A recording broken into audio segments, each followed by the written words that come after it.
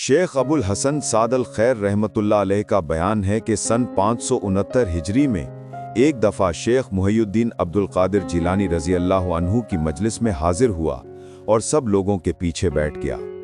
उस वक्त आप ज़ोहद के मौजू पर तकरीर फरमा रहे थे। मेरे दिल में ख्वाहिश पैदा हुई कि आप मार्फत का मजमून बयान करें। आपने यकायक ज़ोहद का मौजू छोड़कर मार्फत के मौजू पर तकरीर शुरू कर दी। फिर मैंने चाहा कि आप शौक के बारे में कलाम फरमाएं। आपने फौरन शौक के मौजू पर तकरीर शुरू कर दी। अब मैंने चाहा आप फनाओ बका के मसला पर वजाहत करें। आपने बका का मसला शुरू फरमा दिया। फिर मेरा दिल गैब व हुजूर के मौजू पर आपके इशारात सुनने के लिए बेचाब हुआ। आपने इसी मौजू पर एक सैरो हासिल तकरीर फरमा दी। फिर बावाज़े बुलंद फरमाया, अबुल हसन, तुम्हें यही काफ़ी है। मैं फड़ते हैरत से दम बखुद हो गया और फिर आलमे बेखुदी में अपने कपड़े से बाहर गिरे। तज़किरा सैयदना गौसुल आज़म, सफ़ा 133, सैयद जावेद अली जिलानी।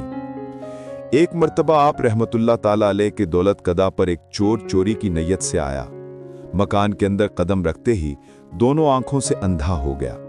इधर उधर टटोलता, फिर निकलने के लिए रास्ता भी ना मिल सका। बिलाखिर मजबूर होकर एक गोशे में बैठ गया। सुबह गिरफ्तार होकर खिदमत में आया।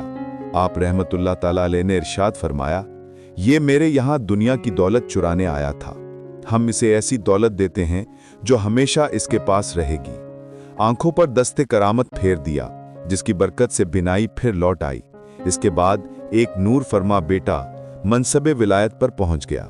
ये नियाबत के मकाम के अब्दाल का विसाल हो गया था। इनका कायम मुकाम बनाकर इनकी जगह पर भेज दिया गया।